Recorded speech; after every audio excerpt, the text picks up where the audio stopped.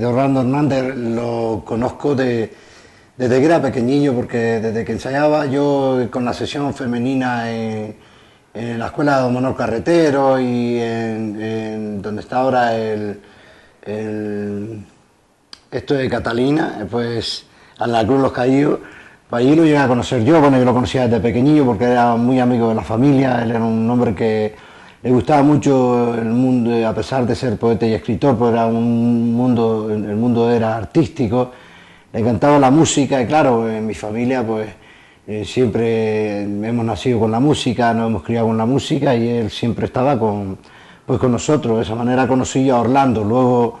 como siempre me gustó la lectura y eso, me encantaba como él, las poesías, sobre todo más bien no las que hacía en ese momento porque no las veía yo, pero sí los refranes que decía y cómo se le notaba que era un hombre de culto. Eso, y siendo pequeño yo lo noté en él, que era un hombre bastante de cultura, un hombre que había recorrido mundos y que su vida estaba en los libros, y fue una cosa que me encantó de él y por eso fui casi un seguidor perpetuo de él. En sus últimos años entabló una estrecha relación con el grupo folclórico Los Argones. Fruto de ese cariño y respeto mutuo, nació el disco titulado Dómboro, Melodías para un Poeta, en el que la agrupación folclórica Los Argones Dómboro ponía música al trabajo como letrista de Orlando. Nosotros pues, de Orlando pues, quisimos sacar, para tener un recuerdo, esto teníamos que haberlo hecho antes, pero bueno, antes era muy difícil para nosotros. De todas maneras, para llevar un recuerdo de él y hacer algo de él, pues por lo menos sacar unas canciones, sacamos unos temas de él, y con la colaboración de la ayuda del ayuntamiento y varias entidades, pues pudimos grabar un CD que se titula Melodías para un Poeta, ese es el título de ese, donde salen varias canciones de él. Un recuerdo que nosotros quisimos hacer. Tuvimos que también pedir permiso a la familia, ¿no? Porque es normal, una vez muerto, pues para pedir permiso a la familia para las letras, que eso no tuvimos ningún pero nunca, porque la familia con nosotros toda la vida pues se portó muy bien, toda la familia se ha portado muy bien con nosotros en todos los sentidos, y ahí está en el recuerdo muchas de las canciones, como la canción del Cafetín o Luna de Tunte. Su gusto por la música quedó patente en canciones cantadas por artistas de primer orden, como Mari Sánchez. Bueno, pues Orlando se arraigó con nosotros en la música y se encariñó bastante con el grupo Argones. Era un hombre que hacía sus obras de teatro, como presentó, por ejemplo, la verbena de Maspaloma, a pesar de que la verbena de Maspaloma es muy bonita porque yo tengo dos canciones en un CD, pues una es Duna de Maspaloma y la otra es Luna de Tunte, porque esto es una historia más o menos que se radica arriba en la parte de San Bartolomé de Tirajana, cuando la pobreza, y es una especie de drama que está bastante bien, y termina en boda de uno de los dueños de los tomateros que tuvo que vender por la pobreza con la hija del hacendado. En esa obra de teatro quería que el grupo participara en este sentido, que Roberto Capello fuera el que diseñara el fondo del teatro, que el teatro era dentro del teatro y en la calle, porque la boda se celebró en la calle, y que los artistas fueran gente que él conocía de su juventud. Por ejemplo, Charina, que es una mujer que hacía teatro con él bastante bien, que hizo un papel muy bonito. También Marimila también trabajó en esta obra porque también hacía obras de teatro con él. Son dos personas que yo conocí allí como en el mundo del teatro costumbrista. Y es que Orlando fue un hombre polifacético, llegando a ser cronista de nuestra historia, como demuestra en su libro Tras la huella de una señora, homenaje a la que fuera benefactora de Agüimes, doña María Jesús Alvarado. Uno de los primeros libros, que esto no lo sabe mucha gente, uno de los primeros libros que escribió fue Tras las huellas de una señora, siendo los albaceas del Instituto Piadoso le encargan un libro sobre la vida de la bienhechora de este municipio, ¿no? Doña María Jesús Melián Alvarado. En 1955 escribiría una de sus obras más importantes, la cual se representa en Navidad cada 5 de enero desde 1956 por las calles de Agüimes,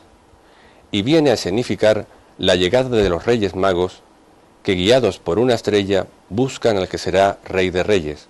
el Hijo de Dios. El motivo de cómo surgió el hacer esta representación no está claro, y existen varias versiones sobre ello. De los inicios de la cabalgata de Reyes en Agüimes, como siempre se la ha llamado desde el principio, hay tres versiones que la conocemos en la asociación por una entrevista en televisión que surgió en los años, creo que final del 95, con motivo de una visita que hizo a Agüimes Juan Francisco Martínez Monterroso, a quien conocimos en su momento como profesor del Colegio Jesús Sacramentado, como hermano Tomás Fidel. En una entrevista que hicieron en televisión, en Teleagüimes, se le recogía su opinión a él, a Orlando Hernández también y a Francisco Olivares. Se comentaba ahí las tres versiones. Una, la de Francisco Olivares, que decía que estando él en su casa con Expedito Segura, a este se le ocurrió la idea de hacer una cabalgata en Agüimes, y entonces pues dijeron, oye, pues sí, de acuerdo, vamos a hacerla, y dicen que fueron a la iglesia parroquial, donde el párroco recién llegado, don Juan Pérez Sosa, mi tío, dicho sea de paso, esto les comunicó, o más bien le iban pidiendo alguna corona o algún vestido de haberse realizado años anteriores, esas representaciones que se hacían en la propia iglesia,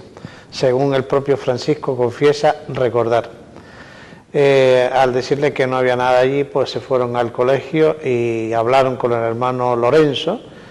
y entonces el hermano Lorenzo pues le dio todo su apoyo y se empezó a hacer. El propio Expedito dice que como joven impetuoso que era en ese momento, pues ya quería ser el rey negro, ¿no?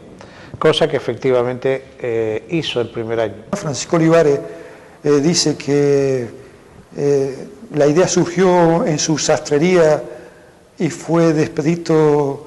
Segura Díaz, que le gustaba un poco volar por los aires y se despertó en ese momento y dice, oye, Francisco, vamos a realizar un acto en Agüimes y le vamos a poner cabalgata de Reyes. Estas dos personas, según versión de Francisco, se la transmitieron, o se la transmitió a Orlando Hernández, y que lo vio con buenos ojos, y bueno, y se formó el tema para la elección de formar o crear el acto. Otra versión es la de Lorenzo Santana. Yo recuerdo oírle a él que él tenía que hizo un pregón de la cabalgata en su momento, en el que decía que estando tres jóvenes paseando por la Rambla, pues se les ocurrió hacer esa representación de Reyes, y con ella se fueron a hablar al hermano Lorenzo, quien también le dio su apoyo. Lorenzo Santana coincide en otra versión, que fue ellos paseando en aquel entonces, en aquellas navidades, por la Rambla, se encontraron con Expedito y dice, vamos a hacer un acto para matar el tiempo en estas navidades. Y bueno, surgió el tema de la cabalgata, y lo que sí está claro, como dije antes, que los pusieron a los hermanos en el colegio. Según se lee en las actas, en ese momento estaba el director el hermano Lorenzo Martín, después dentro del seno que trabajó en ese grupo el hermano Tomás de Jesús y el hermano Francisco Logio. ¿Cómo debería ser eso y cómo fue la acogida que le dejaron el colegio para que ellos realizaran ese acto? Los hermanos colaboraban, cosa impensable en aquel tiempo del año 56, hasta altas horas de la madrugada, ellos despiertos con esa rigidez, esa disciplina que había en el colegio para que ese acto saliera.